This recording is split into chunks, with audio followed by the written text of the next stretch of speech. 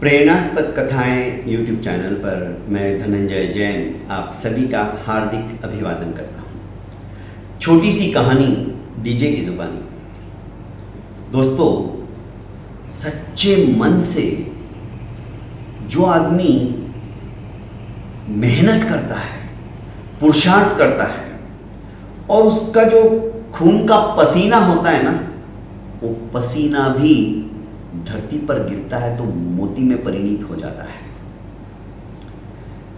एक कहानी के माध्यम से मैं आज आपको अपनी बात रखने का प्रयास करता हूं।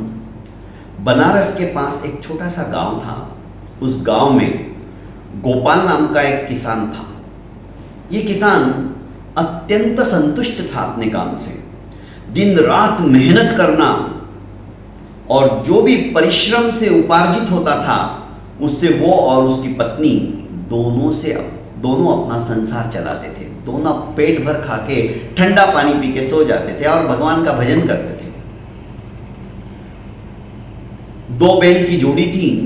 एक बैल काफी बूढ़ा हो चुका था गोपाल का और खेत की जुताई का समय हो गया था।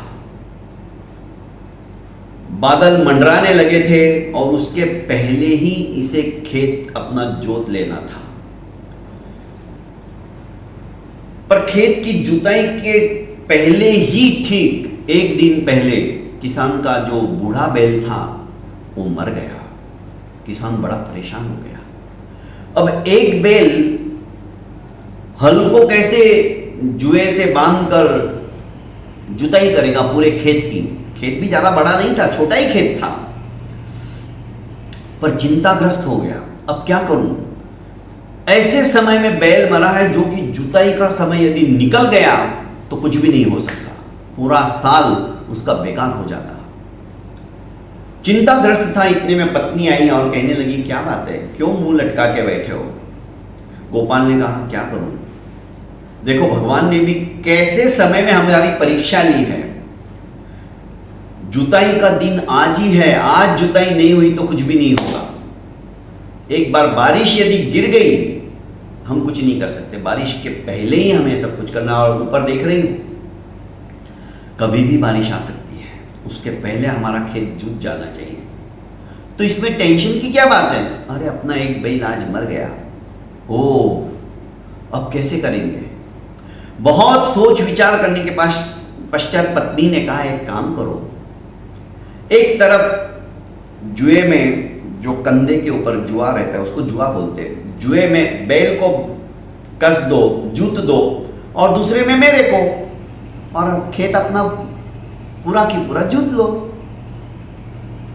नहीं तू कुछ भी क्या बात करती है, भला तेरे को कैसे जूतूं। तो मुझे तो खेत जूतना नहीं आएगा ना। बैल की जगह मैं एक तरफ खड़ी हो जाऊंगी, एक तरफ बैल, तो आप बराबर जूतते हुए बीज डाल देना। उसने कहा नहीं। बहुत सोच विचारने के पश्चात पत्नी ने कहा, देखो इसमें हमारे खेत का ही तो काम है, उसमें करने में क्या बड़ा शर्मिंदगी और क्या बुरा। तुम जो मैं कह रही हूं ना, समय मत गवाओ और ये काम करो। गोपाल ने भी बहुत सोचने के बाद निर्णय लिया कि नहीं, पत्नी सही कह रही है। उसने हल के जुए में एक तरफ बैल को बांध दिया, जूत दिया, और दूसरी तरफ पत्नी को, और पूरा खेत जोतने लगा। इतने में राजा वहां का उस रास्ते से जा रहा था। उसने देखा तो उसे कुछ अटपटा सा लगा, अपने आप को रोक नहीं पाया और किसान के खेत में आ गया। बोलने लगा, भाई तुम ये क्या कर रहे हो। किसान अपने काम में व्यस्त था। जब राजा की बात सुनी तो अचानक उसने देखा तो ये तो महाराज है। बोला कि महाराज ये खेत जूत लेने दो, फिर मैं तुम्हारा जवाब दे दूं, क्योंकि बारिश कभी भी आ सकती है। अरे पर तू कर क्या रहे हो, तुम्हारी पत्नी को तुमने बैल की जगह हल के जुए में जोत दिया है, ये गलत है। महाराज फिर क्या करूं। अरे क्या करूं बोले तो, मेरा बैल आज ही मर गया और मेरे पास एक ही बैल है, एक बैल से भला मैं अपना पूरा खेत कैसे जूतूंगा। राजा को बड़ा बुरा लगा। उसने कहा, मेरे राज्य में, जबकि राजा खुद मेहनती था, तुम एक काम करो, राजकोष से भी वो अपने लिए कुछ नहीं करता था। एक काम करो, तुम जाओ और मेरे घर पे जाके रानी से कहो, वो तुम्हें एक बैल दे देगी। तो महाराज ये फिर जुतेगा कौन? अरे तुम मत जाओ, फिर तुम्हारी पत्नी को भेजो वहां पे। पत्नी ने कहा यदि उसने मना कर दिया तो वो ऐसा नहीं करेगी, तुम जाओ, तब तक तुम्हारी जगह मेरे को हल के अंदर जुत दो और फिर ये किसान अपना खेत जुत लेगा। वो जाती है और रानी के पास पहुंचती है और रानी से पूरी हकीकत सुनाती कि राजा जी ने भेजा है, आप मुझे एक बैल दे दो। रानी ने कहा एक बैल से क्या होगा, तुम्हारा बैल तो एकदम मुर्दे जैसा है, उसकी तो हड्डियां दिख रही है, हमारे बैल अभी हृष्ट पुष्ट है। तुम एक काम करो, एक नहीं दोनों बैल लेके जाओ। गोपाल की पत्नी दोनों बैल लेके आती है और इधर राजा पूरे खेत में जहां जहां जब तक वो उसकी पत्नी नहीं आती है, हल के साथ में बैल के साथ में जूत कर वो खेत में बुआई करवाता है गोपाल के साथ में। रानी के दोनों बैल लेकर जब वो किसान गोपाल के पास आती है उसकी पत्नी, तो गोपाल भी आश्चर्यचकित हो जाता है, राजा भी, देखो मैंने कहा था ना एक नहीं उसने दो दे दिए। हाँ, उसने कहा हमारी चिंता मत करो, हम बाद में बोलेंगे हमारा खेत, पहले तुम इन दोनों बैलों को लेके जाओ। और बाद में बैलों को लगाकर राजा को भी वहाँ से हल से बाहर निकालते हैं और पूरा खेत जूतने के बाद किसान कहता है कि आप अपने दोनों बैल अब ले जाइए। राजा दोनों बैल लेके चला जाता है।